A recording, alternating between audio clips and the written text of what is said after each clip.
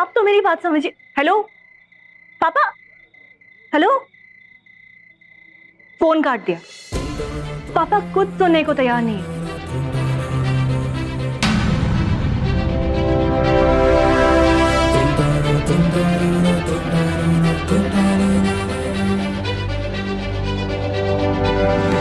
हरमन, अगर मुझे जरा सा भी आइडिया होता ना कि मेरे कारण प्रॉब्लम खड़ी हो जाएगी तो मैं कब के यहाँ से चली गई होती। Harman, I am really sorry. मुझे पता है कि मेरी वजह से तुम कितनी बड़ी प्रॉब्लम में हो। मुझे ये भी नहीं समझ आ रहा कि मैं करूं क्या। ना जीत समझने को तैयार है और ना पापा सुनने को। आई एम रियली रियली सॉरी। जिसे जो करना है करे। मैं सौम्या के अलावा किसी और का नहीं हो सकता, ना इस जन्म में ना किसी और जन्म में। आई नो दैट सौम्या और तुम एक दूसरे के लिए बने हो, मेड फॉर ईच अदर।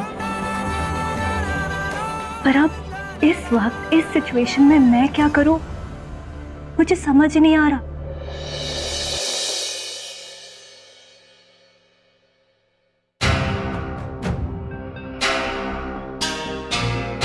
सवाल ये नहीं है कि तू जीत की असलियत पहले से जानती थी या नहीं। सवाल ये है कि अपनी शादी से बाहर कदम रखने से पहले तूने एक बार नहीं सोचा। क्या सोचती माँ?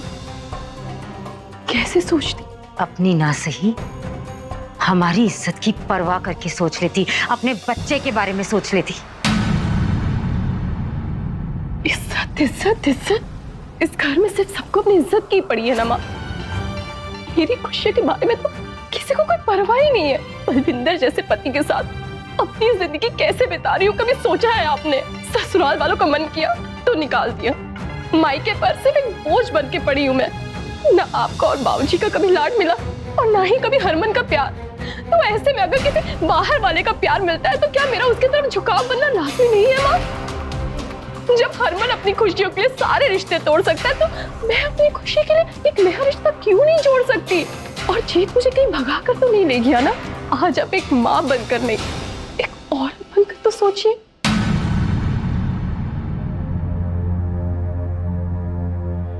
अगर एक औरत की तरह सोच कर देखो और तेरी माँ की तरह नहीं, तो यही कहूंगी कि जीत तुझे भगाकर ही ले गया होता ना तो ज्यादा अच्छा होता। प्यार करना कोई गुनाह नहीं है, गलत नहीं है, लेकिन कोई और अपने प्यार की कुर्बानी दे दे ताकि तुझे तेरा प्यार हासिल हो, ऐसी उम्मीद करना ये तो गलत है ना।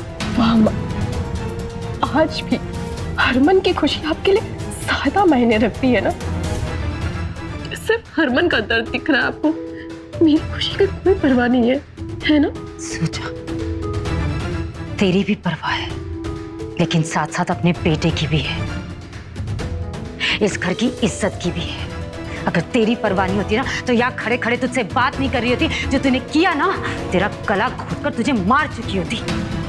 तो रुकी क्यों है आप? मार दीजिए ना, घोट दीजिए मेरा गला। जिसे बेशर्मी नहीं मारी, बेहयाई नहीं मारी, उसे कोई और क्या मारेगा?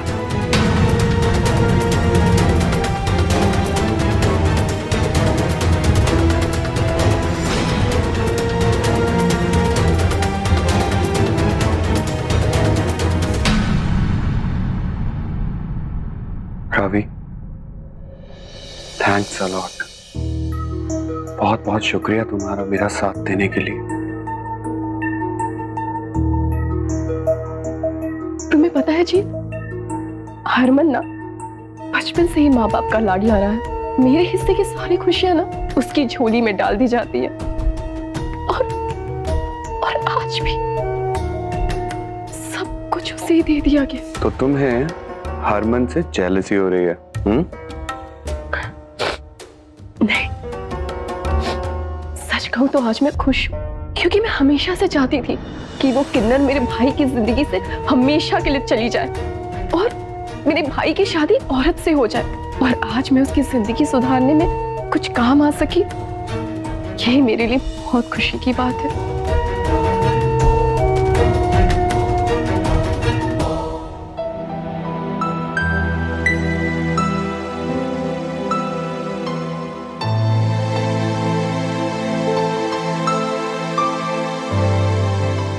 और मुझे इस बात की खुशी कि तुम मेरे साथ हो।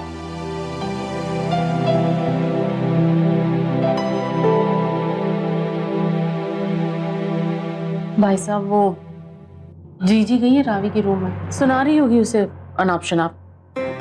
और वीर जी, मैं क्या कह रहा हूँ, आप भी कुछ बोल दीजिए, करना क्या है? ये क्या करेंगे?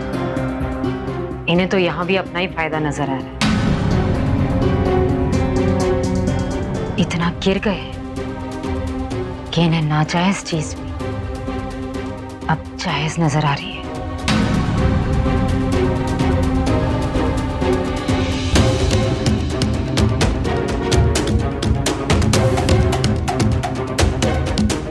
प्रीत कभी गलत कह ही नहीं सकती, क्योंकि हरक सिंह जो है वो कमजोर इंसान है। प्रीत, ये परिवार के अंदर जो सिचुएशन चलती पई ना अज, ए जो हालात है ए गुत्थी सुलझान वास्ते, ए परिवार दा म्यार वधान वास्ते, ए परिवार नु खुशियां दुआन वास्ते अगर हरक सिंह नु गिरना पवे ना, मैं 100 बारी गिरांगा। अपने वेले सब भूल जाते हैं। भाई साहब के बाद आपने भी मुझे एक्सेप्ट किया था। चद्दर पाई सी मैं तेरे ते पाई सी कि नहीं? आज जो अपने पति के साथ खुश नहीं है, उसको पूरा हक बनता है, हमें उसके सपोर्ट करनी चाहिए। हरमन और किन्नर को छुड़वान वास्ते किन्ने हाथ कड़े अपनाए, मैंने साथ दिया ना तेरा, दिता कि नहीं दिता? पिछे हटिया जी मैं। प्रीत तो कभी झूठ बोल ही नहीं सकती, कभी गलत कर ही नहीं सकती। कोई गल नहीं, अपनी अपनी सोच है। तेरे और मेरे सोच दे विच सिर्फ इन्ना या फर्क है प्रीत, कि आप सिर्फ हरमन का सोच रही हैं और मैं रावी, हरमन, सारे परिवार वास्ते सोचना पे है।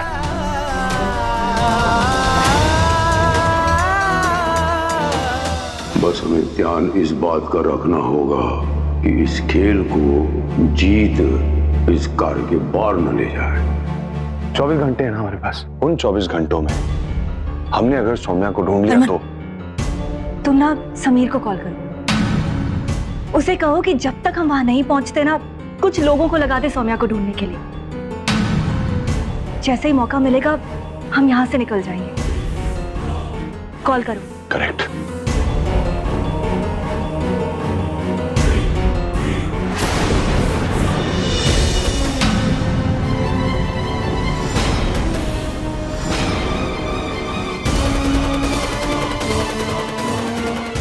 क्या हो रहा है ये? मैंने तुम्हें 24 घंटे सौम्या को ढूंढने के लिए नहीं दिए, बल्कि ये सौम्या का भूत उतारने के लिए दिए। और देखो यार, ये गुस्सा दिखाना मुझे बंद करो।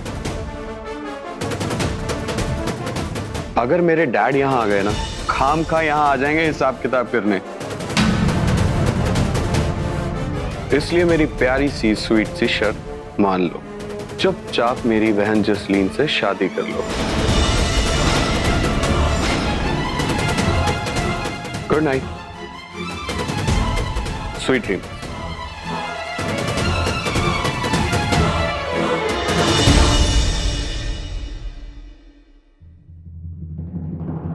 हरमन प्लीज रिलैक्स, सब ठीक हो जाएगा। लिसन, हम सब संभाल लेंगे। ओके, जस्ट रिलैक्स ना।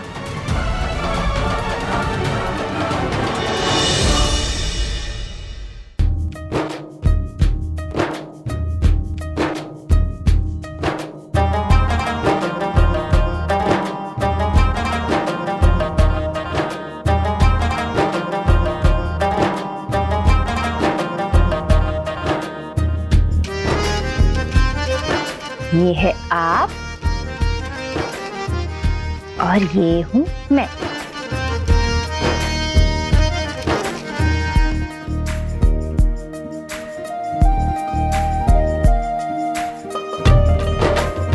आज भी मुझे याद है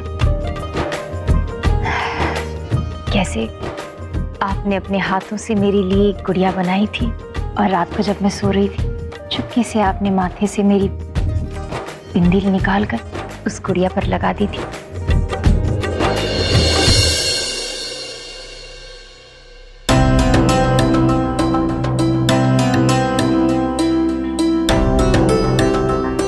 जी,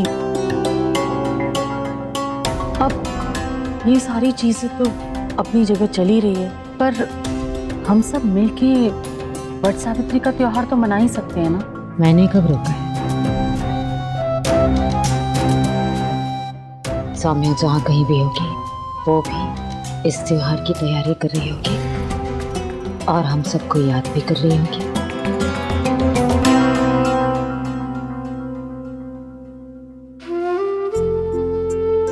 आज मम्मी जी की बहुत याद आ रही है। अब तो हर साल अपनी सास के बिना ही ये पूजा करनी पड़ेगी।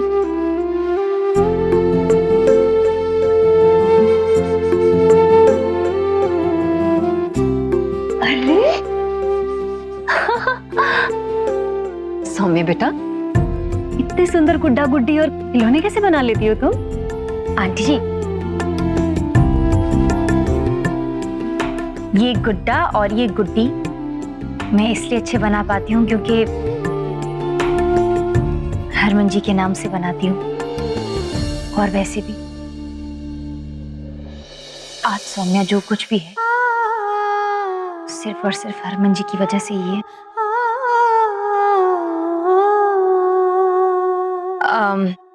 और खिलौने इसलिए अच्छे बन जाते हैं क्योंकि मेरे ससुराल वाले, वो उनकी ना खिलौनों की बहुत बड़ी बड़ी फैक्ट्रियां हैं।